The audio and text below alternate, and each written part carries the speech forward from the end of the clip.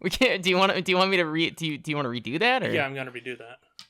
Okay. Oh no. Okay. Well, I am John Record. It's me. it John is. Record. It is he. Well, whoops-a-daisy. How's it going, everybody? Welcome back to the Absolute Zeros podcast. It is I, your host, Josh, and with us, the Goober Gainer himself, Mr. Dazdy Ghost. That's right. I'm here to haunt your dreams and your screens. I'm here. Get used to it. What's up? Hey, It's been a minute, dude. It's been a has. while. I've been busy. It has. You have. What the hell's been going on? Dude, I'm just saying, the crypt, we had like an entire room collapse. And if you would believe it or not, being ethereal makes it really, really hard to get any type of work done.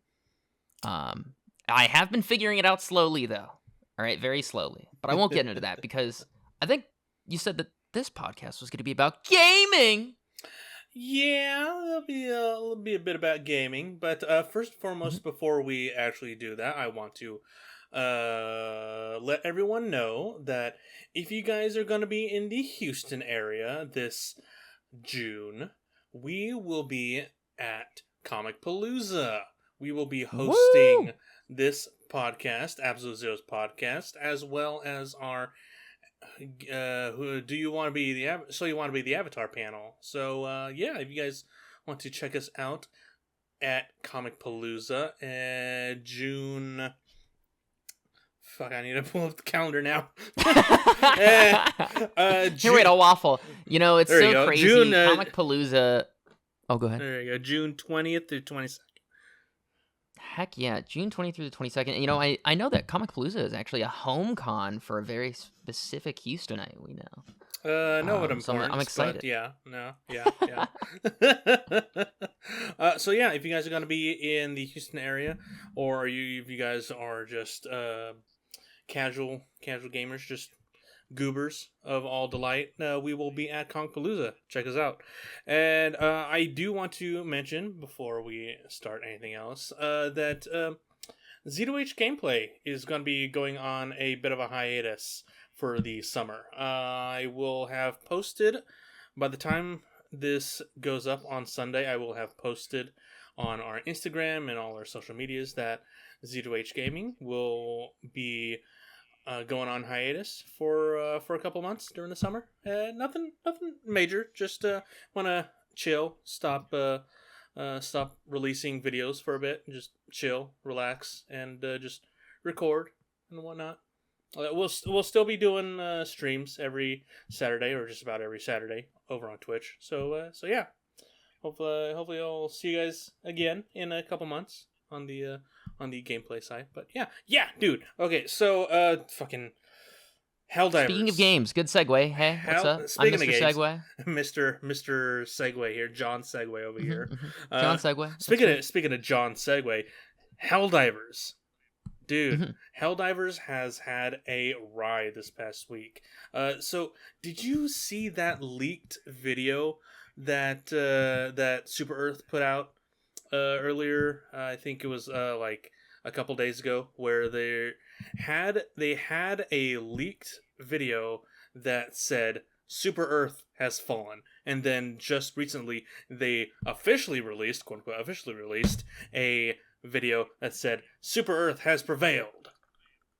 Huh.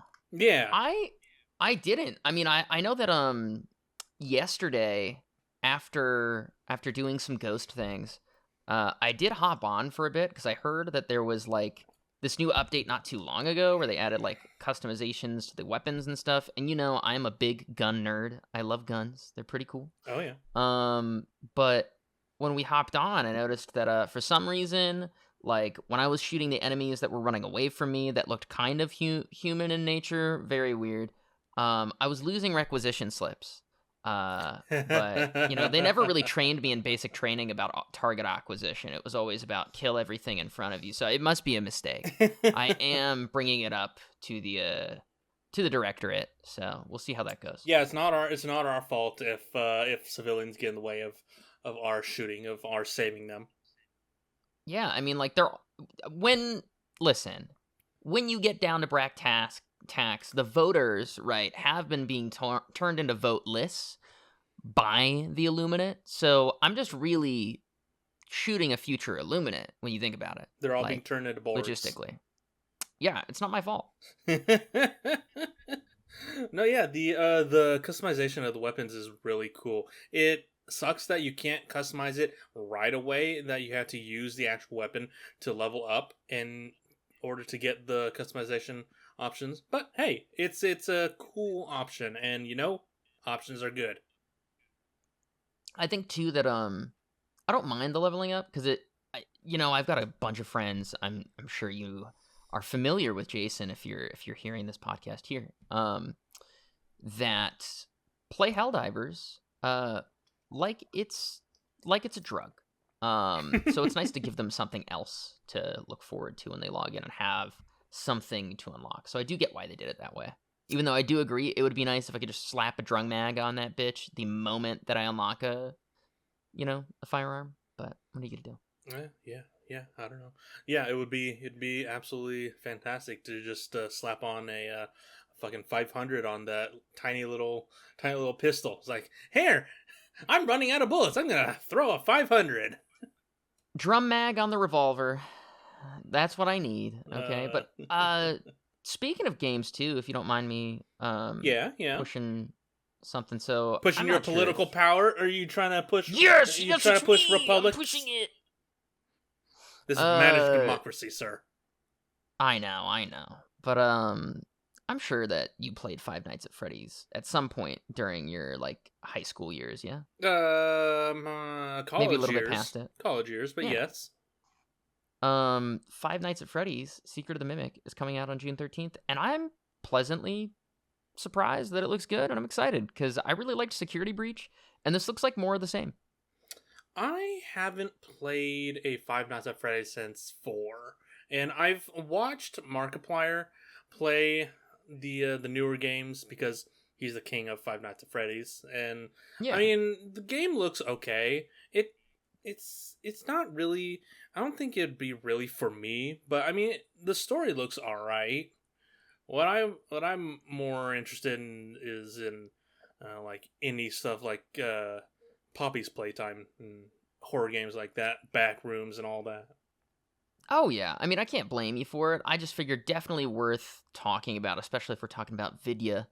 I wanted to bring up the two that really caught my eye that are coming out recently, which is that plus Deltarune comes out on the 5th. Oh, does it? I think it's yeah. If I remember correctly, there'll still be some chapters that are going to release right afterwards. But I think that'll be it. Pretty sure that we're gonna be able to have a complete story come. It's either the 4th or the 5th. I cannot remember. Let me check. It is June 4th. June 4th, and it looks great. And I'm really hoping that it answers some questions that we had left over from Undertale, which was also, to loop it back into my original point, something that I played a lot of in high school. So I was like, dude, 2 high school kind of like meme releases back to back in 1 month, my birdie month, like it's pretty cool. Early 2010s, are we back? I think we're back. Let's bring back Derp and fuck, I don't know, man, I'm old. Let's bring back Frogger too. Yep, I'm down. I'm so down. Oh god. Yeah, you know what?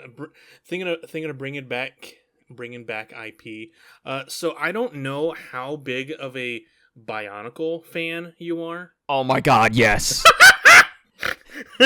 He's probably gonna have to lower that in post, but I got so excited. Man's just coomed. Dude, Bionicle mentioned, I fucking wake, bro. Okay, so there's been a fan game in development for the past almost a decade called Masks of Power, and they've had a Steam store, a Steam page for a good while, and the game looks interesting. It looks great. It looks fantastic. The graphics look fantastic. It's going all the way back to the G1 days of Bionicle back when the Toas were in their first iterations. They didn't have all the fancy shit on them. So it's them just on an adventure on Matanui, I'm guessing. But as of this week, as of the end of this week, the Lego company has ordered a cease and desist for them to stop all production on the game. They do not want them to move forward with this game anymore whatsoever. And that has the entire Bionicle fan base pissed because Lego, famously, doesn't give a shit. Well, also, let's be real, right? I think the last time they made a fucking Bionicle game was the early 2000s, because I remember playing a really good Bionicle game on my PS2. Yeah. So my question is, what the fuck are they like? Why are they championing that, bro? Let them do their thing. It's like they haven't even made a Bionicle like set, as far as I'm aware, for at least a decade. Yeah, the last Bionicle set that they made was like that G2 shit, and that didn't go over very well at all. Even with the Netflix, I think, movies or TV show or whatever it was. But yeah, Lego has this phenomenal property, Bionicle, and they don't do shit with it. So why the hell can't someone else use that property? It's a fan game. You know how many fan games are out there in the world today? It's fucking ridiculous. As long as they're not charging for it, I'd be like, yeah, go for it, right? So, like, if it's gated behind a Patreon, I do get where Lego's coming from. But if it's just free and, like, I can just jump on a link and download that shit, that's cringe.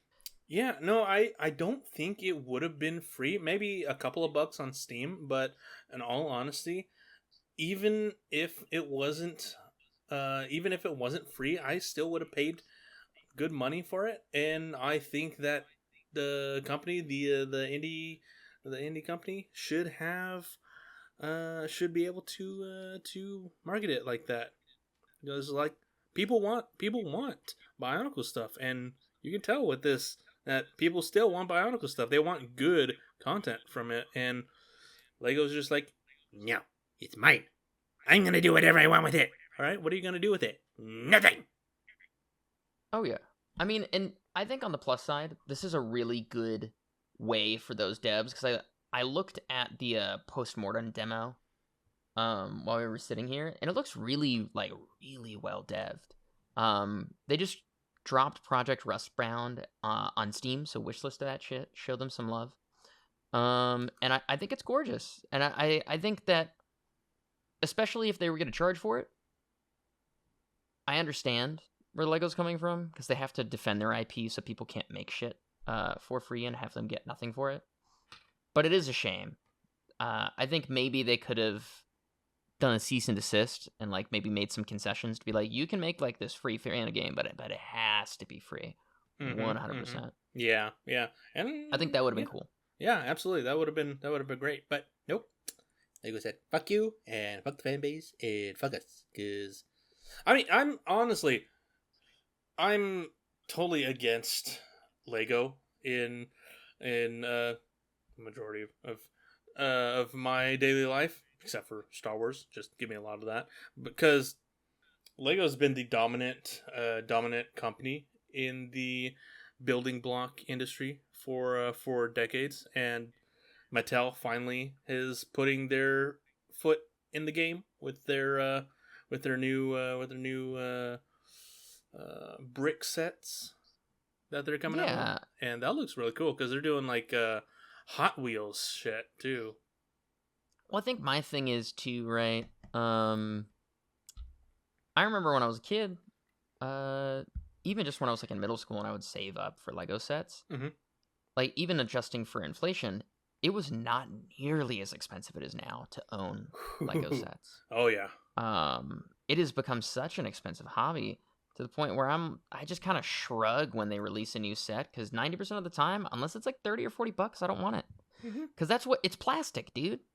I mean, technically it's not plastic. I think it's like resin, but it's not that. The point is, it's not that expensive, right? So and I understand that they have to pay their branding licenses and stuff like that, but even for their non-branded sets, it's just aggressively expensive for what they're providing. Yeah, the best case you can look at the moment is that Lego right now is doing they're doing a subsection of mini of like mini ships. So you got Yeah, you got the Star Wars mini ships, you got the I think Millennium I've seen those Falcon. around, Yeah, you've seen those like around. the And mini then Star Destroyers. yeah, yeah, like that. And they did one for Marvel, which was Mhm. the helicarrier, the Marvel helicarrier from the MCU, and that was marketed at, I think, I want to say $90, give or take. And but Jesus Christ. yeah, but the actual Lego piece count was something like $500, give or take, or 500 pieces, give or take. So realistically, that shit should have been like 55 or $60. Oh yeah. So also, let's talk about it this way. One of those mini Star Destroyer sets. Mm-hmm. It is full price, 630 pieces for $69.99. Yeah, that's perfect. What the fuck is that pricing? No, I mean I still think that's a lot, right? Because um, that's 9 cents, almost 10 cents per piece of plastic, and it's not. It's just not that much material. That's kind of my problem. I don't think it needs to be like aggressively cheaper, but I don't know. Maybe I think like $6 or $7, or 6 or 7 cents a piece is very reasonable. For like branded items like this. Like I noticed that on Amazon, it's like $40. That's where that type of set should be, in my opinion, especially because it's not a lot of technical pieces. Yeah. It's a lot of very small, like just basic bricks and very basic pieces that shouldn't, like, I could print them with a 3D printer. And I think as resin printing gets better, they're going to kind of accidentally bump themselves out of competition if they're not careful. Yeah, possibly, but I think it's I think where they are, and we're getting. I just realized we're getting way off games, but That's true. Wait, yeah, let's lock back But in. I think give me a second. I think the reason they are super dominant in the sphere is just how they make their Lego sets, like their process and whatnot. But yeah, anyways, so I've got another game short, that we can talk about if you long story want. short, Lego's bad. Lego bad. Yeah. What's that? So there are a couple really good games that have either come out or are coming out. And I'll give you the choice of it wants to be Star Wars, but it's not, or probably the best Final Fantasy game I've ever played that's not a Final Fantasy game. Dealer's choice. Star Wars. You know me. Okay. So if you've ever like read the books or for either series, I think everyone knows that Dune is just like the predecessor to Star Wars. It came out before Star Wars, the books, and they share a lot of the same DNA. Mm-hmm. Tatooine is very obviously a Dune inspiration, especially with like the Sarlacc and all that. More or less, yeah. Dune Awakening releases on June 10th. Does it? Which I'm really excited about. Yeah, dude. It looks really good. I played in one of the beta tests. And it was really fun. And the TLDR is basically, it is technically canon because you are in the dreams of the main character of Dune, right? So he's having like some sort of vision or whatever quest where it's like a universe where he was never born. But it's really freaking cool. It's like a big MMO type situation. I would compare it kind of to survival games like Rust almost. Okay. But not quite as like frustrating to play. With some really cool mechanics, like the dust worms will try to murder you if you don't like, move without rhythm and stuff like that. It's just really cool. It's really, really, really cool. Interesting. Yeah. So and it's got that like Planet Side 2 aspect of it too, where there's like two different factions that are fighting each other the entire time, and it's all player based. Go ahead. In the timeline, do you know whereabouts it would be placed? No. I've only read some of the Dune book, the first one, and I have only watched the movies. Other than that, but the reason I started reading the book, the first one at least, is because of the movies, and the most recent movies with Timothy Chalamet. Very good. Highly recommend. Did I get you with that one? I heard you peek. Jesus Christ, Timothy Oh my god. I like how I just like put it in like it's a normal word. It's just an average Tuesday, dude. Okay. Yeah, no, yeah, the movies were pretty good. I actually didn't care for the first one until I finally watched Oh the yeah. second one. It's like that was when I was able to finally appreciate it. But I yeah. think the first one has that like very unfortunate job of trying to explain the entirety of Dune and the backstory to make the second one make sense. Mm-hmm. And it's kind of like getting someone who's not into medieval fantasy into Lord of the Rings for the first time. Like, my Yeah. wife had not Yeah. watched Lord of the Rings before, and we watched the first one, and she was like, holy shit, that took forever. And I'm like, wait. The second one's way better. I promise. I know what you're thinking. You're like, wow, this was really slow and the pacing was bad. I'm like, but it's an amazing, I just need you to try. Let me She's guess like, you okay, I can try. let me guess you went to extended edition. Yeah, absolutely. Always. It's important. Always.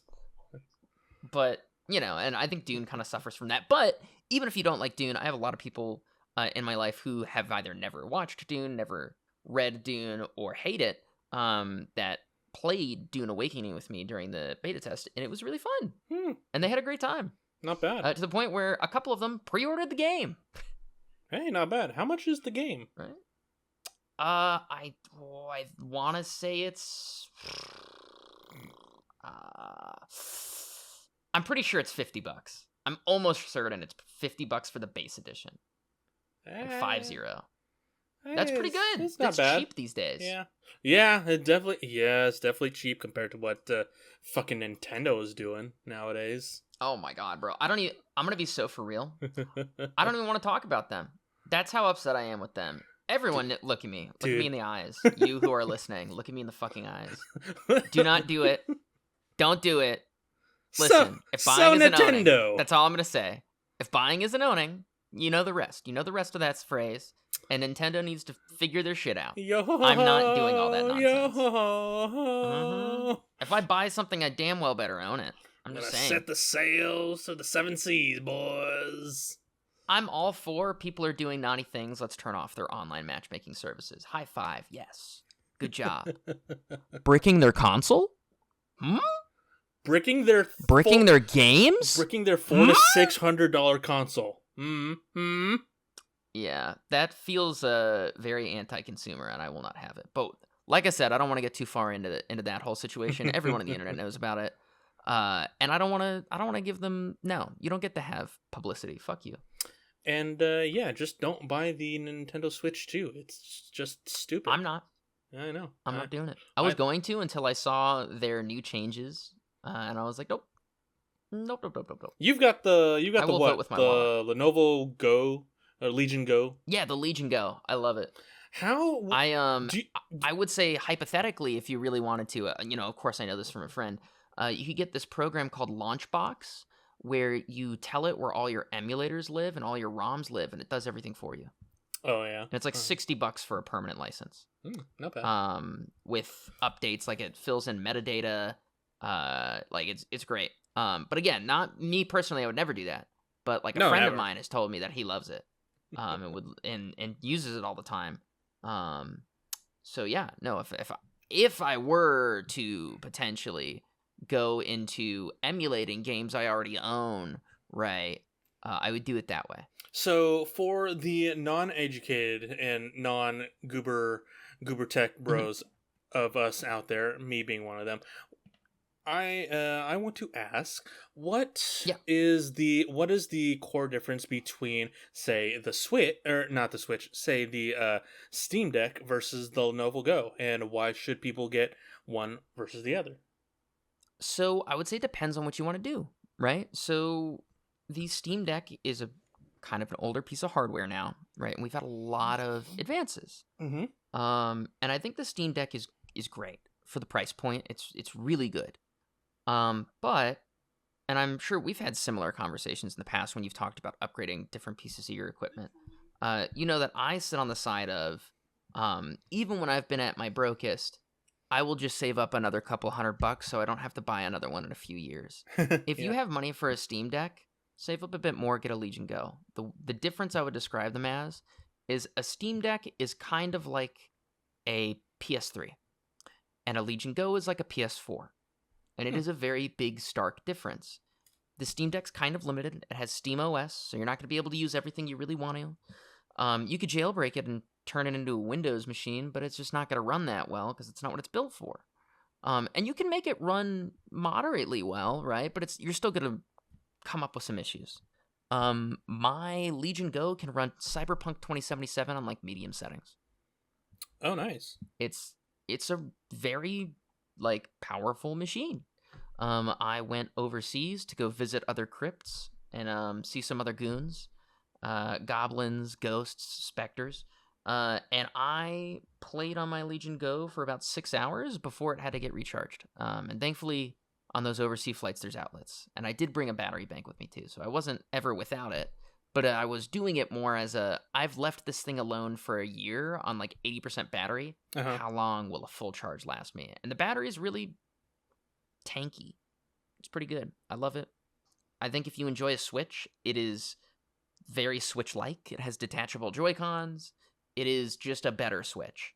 And if you wanted to get a Switch too, get a Legion Go. You can thank me later. All right, there you go. There's your promotion for or recommendation for the Legion Go, Lenovo Legion Go. Your tech tip of the day: respect yourself. Don't let some company disrespect you like that. Nice, yeah. Thinking of companies disrespecting. You could talk about Gearbox. No, wasn't talking about that. But we can. I was talking about Fortnite and the Darth Vader AI. Okay. All right. So do you know the story? Oh yeah, dude. All right. I played with Ven, our buddy Ven, maybe like 3 or 4 days ago, and we got Darth Vader to let me call him Daddy. It was great.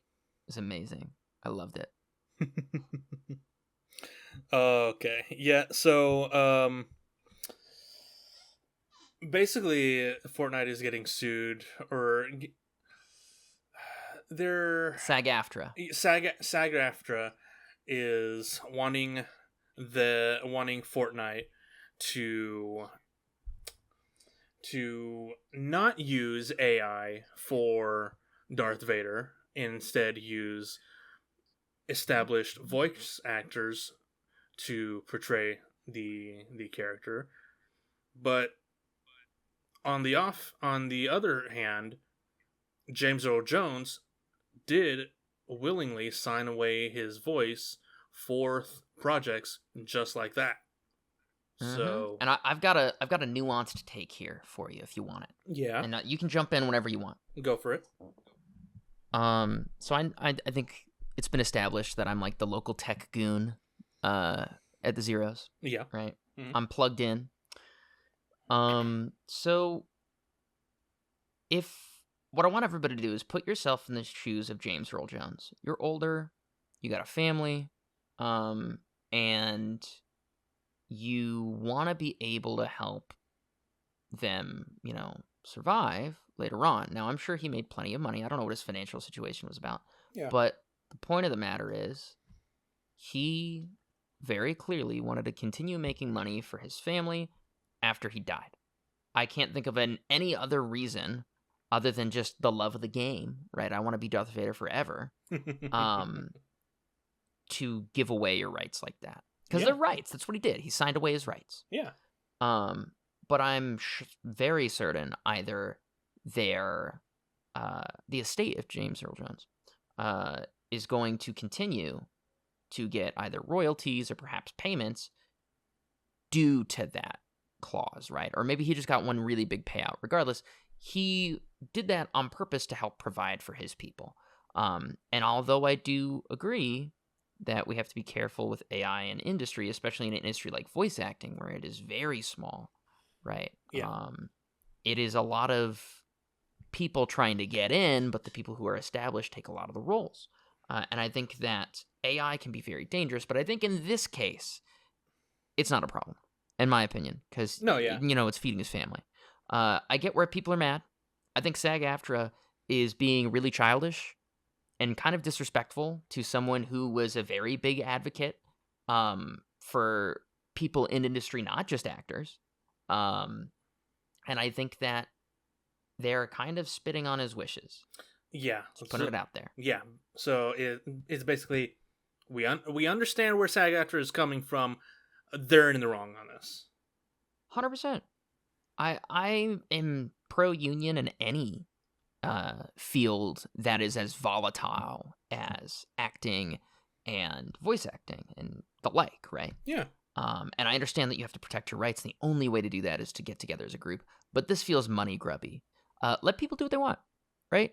If you have a really, like, for instance, the voice actor that played Batman in pretty much everything since we were children, if he had decided that he wanted to sign away his rights to help provide for his estate, I'd be okay with that. That's his decision. It's not mine. Yeah. Right? And if Warner Brothers would want to use that in future things with that, Batman character, go for it. I think it's important that we still keep people in check, right? Keep corporations in check. But I think in situations like this where the person has either died or, let's say that they know they're not going to be able to speak for much longer, right? They have some sort of illness that's going to affect that. I can understand where they're coming from. And I think this is one of the few times where I'm on the side of AI being allowed to do things. All hail our AI overlords. Absolutely, and that's why they'll keep us in the people zoo when they take over, Josh. Yay, I'm gonna be a people zoo. It's gonna be great. No, yeah. Whenever it comes to AI, it's always tricky. You want people, you want actual humans to have jobs, to have abilities to be able to support themselves. But on the other hand, you also want to be able to use this technology that will help you further your project, maybe in a better way. Yeah, well, as I have used Photoshop and Illustrator, they have some AI tools. And I think this is where I think AI really shines and where we should be using it. Mm-hmm. I had a photo that my mom wanted me to edit, where I was supposed to take out a person and just make it like seamless, right? And kind of shrink the size a little bit without making the crop too tight. Dude, what'd you do? Hire an assassin? I wish, dude. But Adobe Illustrator has a feature where you can just mask around a person and type what you want to be there, and it goes, and it's done. And it saved me probably like a solid 2 hours on the job. It's the first time I used it, but I think stuff like that, where AI is being used as a tool rather than as the whole cart, right, is where we should be using it. I don't love AI art. I think it's funny, haha, when you see it on Twitter. But I think that using it as a tool can help artists, whether they're voice actors or people who are, doing Photoshop or maybe even Illustrator. I don't know. I don't use Illustrator as much as I used to, especially not for drawing. I think it could be used to really cut down on the monotonous things, like adding textures or I need this guy gone, and then using it as like a really large tool and then getting in there with finer tools by hand later. Kind of like a power drill, right? Like if I was a sculptor, I probably wouldn't want to be using a hammer and chisel on a huge statue. I might want to use power tools. And I think that's what we're coming into at this point is some people are trying to use AI as a power tool to do all of the work, which is inappropriate. And I think you also have other people who are very anti-AI where they're like, I want to keep using a hammer and chisel for the rest of my life. And I don't think either of them are correct. I think a middle path is correct. Yeah, I definitely believe that. Ooh, sorry. So moving away from AI, I think we've given our good 2 cents on our thoughts about AI. I want to ask, what game have you been playing recently? What's been a fun game that you've been playing in the last few weeks? So I've got the constant answer, and then I have the answer that's new. If you want both, I can give you both. Sure, give me. War Thunder. I turn it on after work. I blow some people up, and then I go to bed usually. Other than the War Thunder, which everyone can meme on me, it's fine. I know it's a bad game. It's my favorite game, and I hate it. And I do be putting 69 on all of my vehicles and getting called very mean things on Twitter by people jumping in my DMs after I blow them up. It's fine. It's a normal Tuesday. Hey-o. But Expedition 33. I've been playing it a lot with the Crypt Reaper. Ooh. We've been hanging out on calls. I put it on the big screen and we hang out and I play it, and I think it is the best Final Fantasy game that has ever been made, and it's not a Final Fantasy game. So can you describe it? Can you explain it to me? Because I've heard nothing but great things, and the visuals look amazing. So can you give us a bit of a rundown as to what it is and what the actual game is about? So I'll give you a little bit because I don't want to spoil anything, because I went in spoiler free. Because I'm the guy when it comes to spoiler free. I did Breath of the Wild without spoilers. I did I went in completely blind for basically every major game that's come out that I've been interested in. That's surprising. Dude, I mute everything on Twitter. I barely go on like social media the first few days beforehand. Like it's hard. But I do it. we can barely get him in the group chat. Oh, dude, I have been like slammed recently. I've been so busy, but that's okay. That's all coming to an end soon. Don't worry, Bobby Boucher. I will be there. But back on track to Expedition 33. It is a game where you have this natural phenomenon, or I guess a supernatural phenomenon, where every year there's this number that this lady called the Paintress paints on this big pillar. And when she paints it, she keeps painting down, right? So she started at 100, and then everyone who was 100 just Thanos poofed. Oh, dang. And then, 99, and Thanos poof. So now every year, after she takes the number down by 1, the people who will be next year's victims go on an expedition, hence Expedition 33, because it's all of people who are going to be 33 when she changes the number, to fight her and try and hopefully stop it from happening ever again. Oh, okay. Now, what's good about it? Visuals are gorgeous. The combat for turn-based combat is new and engaging. I think the last time I enjoyed a turn-based game like this was Persona 5. Have you played Persona 5? I played Persona 4 Golden. Good enough. Close enough. Persona 5 adds some more stuff, but that's the last time. Persona 4 Golden was something I played immediately afterwards. But the Persona games were the last time I had really fun in a turn-based. Yeah. Because I haven't enjoyed a Final Fantasy since, 9. This one takes Final Fantasy's roots, right, of turn-based combat, adds parrying and dodging and jumping and perfect parry, perfect dodge, but it also adds the kind of shooting as something that you can do during your turn that Persona does. In addition to that, it has weak points you can specifically aim at, and with some enemies, disable attacks that they can use. Oh, cool. So it's one of those things where it is just taking ideas that everyone's already familiar with and elevating them. I don't mean putting a twist. I mean elevating. There's a camp system like Baldur's Gate 3 has, where you sit around a campfire singing your campfire songs with the party. There's an upgrade system not dissimilar to how Dark Souls does it, where you have upgrade materials, and there's a limited amount of upgrade materials that you can get throughout the course of the game. As well as a basically bonfire system where there are flags from different expeditions that they left. You can rest at expedition flags to level up, heal, get new abilities, and whenever you do that and actually hit the rest feature, all the enemies respawn. So, I really like, too, that there's a lot of subtly, subconsciously pushing the player towards where they need to be. So a lot of environmental storytelling as well. Something I noticed within I've played 7 hours of the game so far because I've been very busy since it came out.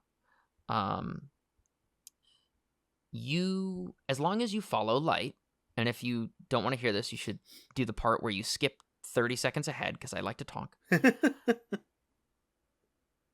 As long as you follow light throughout environments, it will lead you to the place that you actually need to go. But you can go down the dark side of paths to go to places that you don't need to go, which usually have items, secret bosses, things like that. And because I'm stubborn and also fairly decent at Dark Souls type games. I have been beating mini bosses that I'm not supposed to beat yet, which Bro's has been been doing the very side funny. missions first. Yeah, dude. I'm good at parrying. Like there's this whizzing sound that happens right as you're supposed to parry, so I Yeah. just listen for that, and I've got good reflexes. So I'm like, anyways, so this guy just tried to hit me 12 times because he outspeeds me by like a ridiculous margin, but I countered him every single time, so I'm still doing enough damage where I'll sit here for 20 minutes and fight this boss wave before I'm supposed to, Hey, not and bad. it's great. Yeah, man. I like the player that you give the player the opportunity to suffer if you want to. Nice. What about you? What games have you been playing? So me and Jason just started playing a game called Squirreled Away, and Ooh. it's kind of a it's a multiplayer game, but you can also do single player. But it's a game where you're a squirrel and you have to explore a couple islands, and you can build a base there, and you just go on adventures, do quests, and just have to do tasks. Yeah, gotta avoid a dog. You throw stink bombs at a dog, dig up bones for other squirrels. It's really cool. It's an indie game. It's like 10-15 bucks. It is really cool. Let me see if I can pull it up. So yeah, Squirreled Away is done by the Fair Seas developer, Amplifier Studios. So Gotcha. Okay. yeah, it's really cool. It's a very positive, about 380 reviews on Steam so far, and honestly, we played about an hour recently, and it's really interesting. Like, you can go fishing as a squirrel, you can build houses, you can meditate. It's That's pretty. You know it's what? hilarious. Next paycheck, I might just pick it up. Yeah, and If nothing else, than to play with you goofballs, because it sounds like a good time to just like crack open a beer and chill out. oh yeah, If definitely. only I could drink beer. Being ephemeral, as we talked about earlier, does kind of put a damper on some of the things that we like to do, but that's okay. Mm-hmm. I'll do it for the ambiance. Do it, yeah, yeah. And right now on Steam, they're having a sale until June 1st for like 10 bucks. So yeah, Ooh, that's pretty good. yeah, not bad. Yeah. Besides that, me and Jason just been getting into Minecraft Dungeons recently, so we've been really enjoying that. Me, Jason, Chandler, just been having fun playing that, and honestly, it's real fun just doing it with the guys, just chilling, just beating all the monsters, all the mobs, and just leveling up, just doing all types of shit. Yeah, it's I do 3,000% need to play that with you guys because I yes. actually was the one who gave it to Chandler on Xbox at least. Oh yeah. Yeah, dude, I was just like, I don't have an Xbox, and this game's like pretty fun. You should own it now. And he was like, oh, thanks. Yeah, you do that. Yeah. Hmm. Uh oh god. Yeah. Honestly, I don't really have too much about I don't really know anything else that's happening in the world of games, but I do have something to ask, since it is the weekend of the 23rd, Memorial Day weekend. Yeah, what's up? Lilo and Stitch is coming out this weekend. Oh, dude, I know. How well do you think that movie is going to do? I can guarantee you, based on the marketing Yeah. alone, Yeah. they understand what made Lilo and Stitch special. I'm sure, based on the other live action remakes that they've done, they'll probably do their best to tone down the Hawaii is not like some place for you to just disrespect and treat like a product and treat people like entertainment. Probably. Notes that Lilo and Stitch was made for, right? But I think it's still going to be great. And I don't. I actually am kind of a bit more critical than you'd expect because that was like top 3 favorite movies of all time as a child for me. I used to Oh put on yeah, Lilo and absolutely. Stitch constantly. It was like that and Toy Story. But I think it's going to do great. The marketing too. They even did a callback to the original Lilo and Stitch when they were doing the marketing for it. Stitch goes through different ads for different properties that Disney had access to do something silly, goofy, mischievous. Like I remember Yeah. the one that they called back to was he steals Princess Jasmine from Aladdin in his like Yeah. little spaceship. And he's like, no, no, no, I'm not a homewrecker. It was just a publicity stunt because they have the live action Stitch say that. And I was like, oh my God, Yeah. yes. This is amazing. I love that. Yeah, I definitely think it's gonna do banger at the box office. I think everyone is going to really enjoy this, and honestly, I'm really looking forward to seeing a bunch of new kids get introduced to Stitch and have that sense of sense of fun and wonder that we had as kids watching the original movie. Oh yeah, dude. It's just Absolutely. great. Like, it's one of those movies that was really, I think, influential to me as a kiddo about like expanding my horizons. Hmm. And understanding that like there is a place different than just where I am immediately at. Even though I moved a lot, it's just like if you move to places with a lot of the same like cultural groups, you don't really get it as a kid because you're not, especially like pre-internet. It was really hard for us to kind of understand a lot that of that stuff. I think. Would you agree Yeah. with that? Yeah, I think so. Yeah, because like you might see, different cultures on TV, but it's not really authentic. Yeah, yeah, definitely. Let's just hope in this movie Nani's thick as fuck still. Yes, I know. Also, you can blame like our movies and animations that we grew up on my taste in women. Just very thick thighs and goth. It's beautiful. Yeah. I can really appreciate. Chell. Mm-hmm. Chell, Mm-hmm, real mm-hmm. as hell. God, she was not. She was not. They were not kissing. No, Nope. no, they were not. Nope. Nope. Nope. Nope. Nope. Nope, Nope. they were not. Nope, Nope. nope, nope. All right, everybody. Hopefully, you guys have a good rest of your week, a good Memorial Day weekend, and we'll see you guys again in a couple weeks where we will have Mr. Know It All back to talk all about DC. So, hopefully, we'll Ooh. see you guys. Hopefully, we'll see you guys in 2 weeks. And once again, if you guys are going to be in Houston in June, next June, we will see you guys there. So yeah. Sounds like a good Bye time. bye everybody. Bye Bye bye bye. everybody.